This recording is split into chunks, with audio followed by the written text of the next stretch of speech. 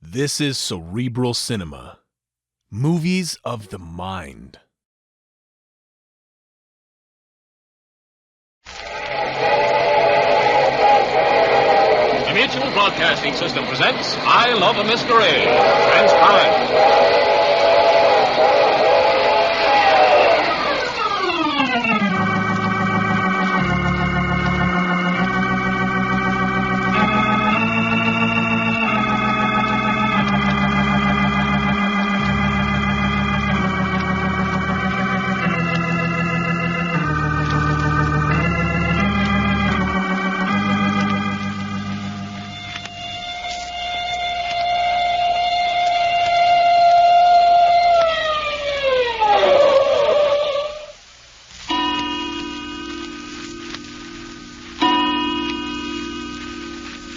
Reggie, keep changing those cold compresses on Job's head. I want to bring him around as quickly as possible. All right.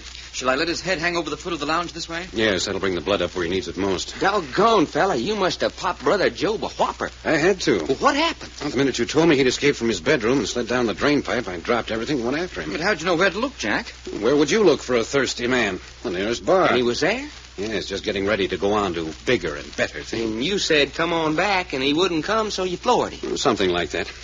You sure all the girls are locked up in their bedrooms, so there's no chance of them getting out? Yeah, and I don't mind saying they resent it. They'll just have to resent. Boy, the things Faye said would have skinned a mule.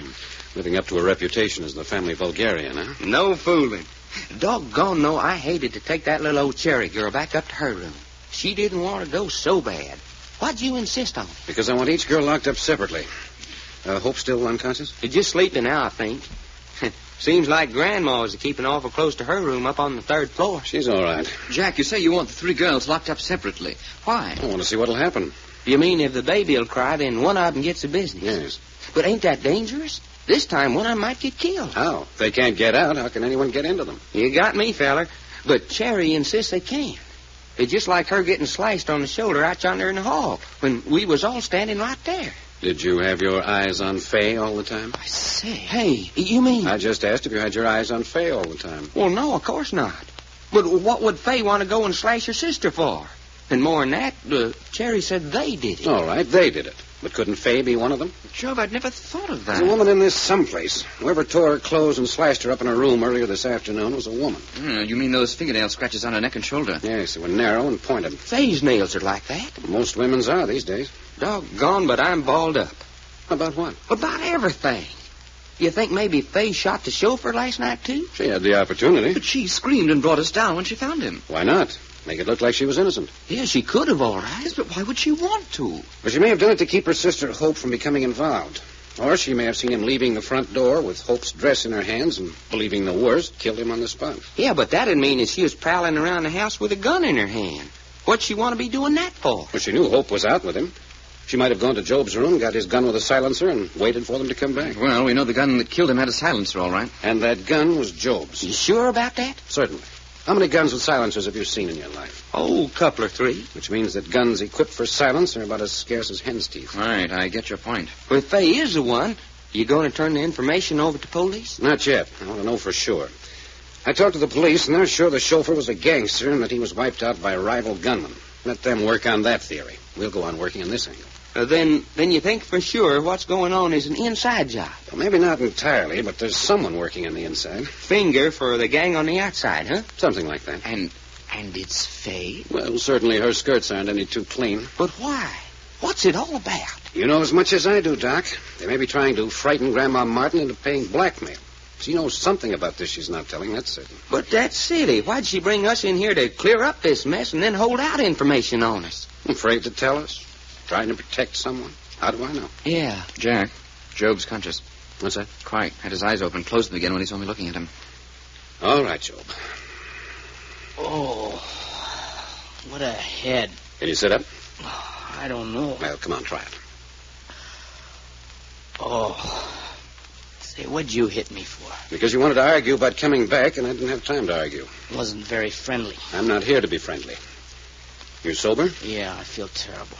I'm not surprised. I always feel terrible when I'm sober. Like a fish out of water, huh? Look, be a good guy. There's a bottle of brandy in the buffet. Go get it, Reggie. Right on.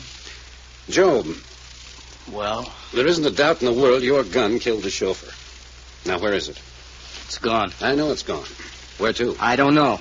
I looked in my bureau drawer for it. It wasn't there. Why do you keep a gun with a silencer? It was a birthday present from Faye. Hey, a birthday present from Faye. Yes. But why would she give you a present like that? I always thought it would be fun to have one, so she got it. Here you are, Jack. No, I'll just take the bottle. On the other hand, you get one drink. That's all. One drink. Maybe after you've talked a while, you can have another. Here. That better? A little. Job, did you approve of Hope running around with a family chauffeur? Hope is old enough to vote. Isn't it the fact that your grandmother fired the last 4 chauffeurs because they were too friendly with Hope? Sure. As the man of the family, what did you think of this? Grandma wears the pants in this family. You had no desire for revenge on them for dragging your sister down to their level? Look, we got a motto in this house. You mind your business and I'll mind mine. So you're willing to look the other way, no matter what happened to your sisters? Oh, let me alone, will you? Another thing. Cherry says you and Hope are in grave danger. Oh, she's always talking. But why did she link you and Hope together?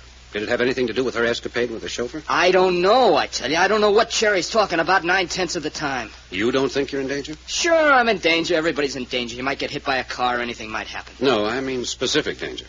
Oh, nuts. You say that, yet you know that someone tried to chloroform Hope this afternoon. Maybe she tried to commit suicide. How do I know? No, it's possible. Except that there have been attacks on Cherry, too. Yeah. Somebody scratched her with a pin. Cut, not a scratch. And it was done with something very sharp. Do you use a safety razor? Yeah, but if you think I'm going around cutting up Cherry with a safety razor blade, you're crazy. I didn't say that.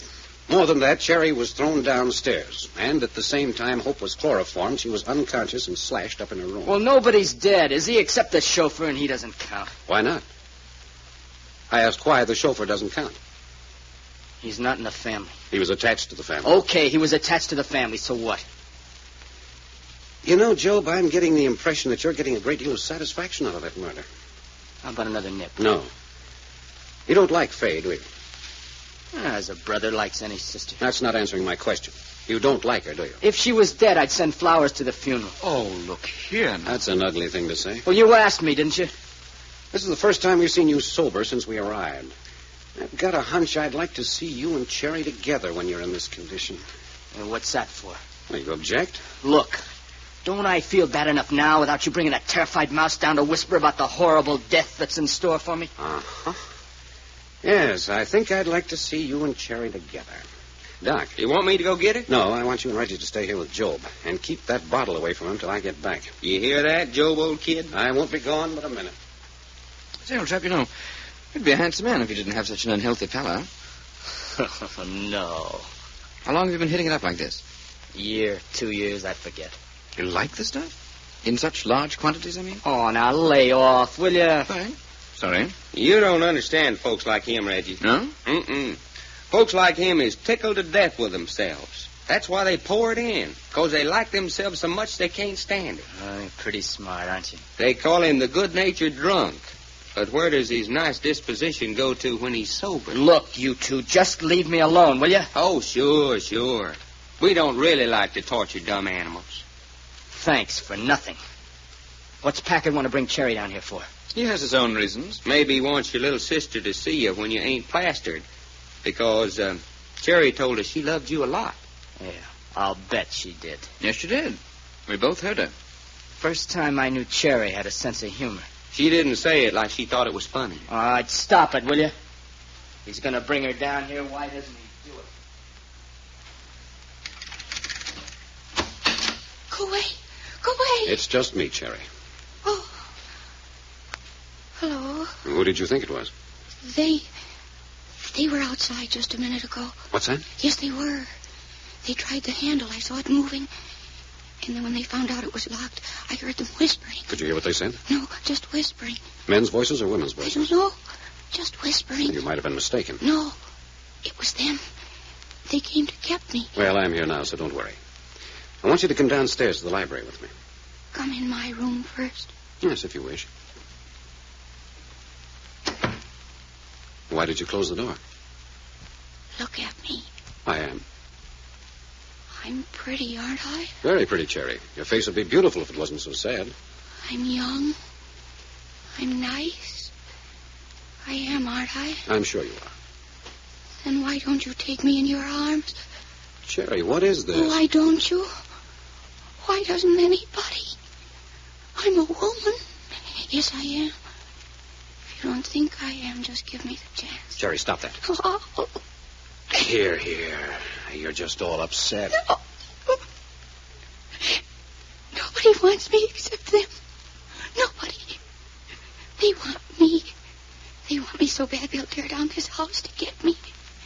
And they will do. If somebody doesn't take me first. I can't do it alone. No, not while we're here. Oh, Mr. Packard. Mr. Packard, I'm so afraid. I'm so afraid.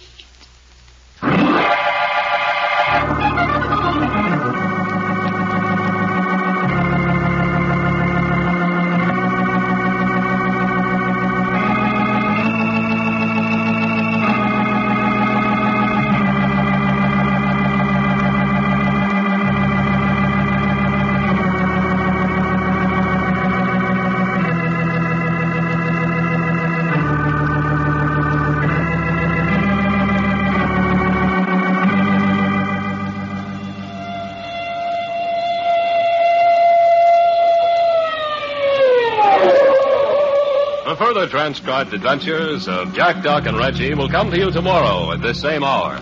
I Love a Mystery, written and directed by Carlton E. Morse, comes to you Monday through Friday, featuring Russell Thorson as Jack, Jim Bowles as Doc Long, and Tony Randall as Reggie York. Frank McCarthy speaking.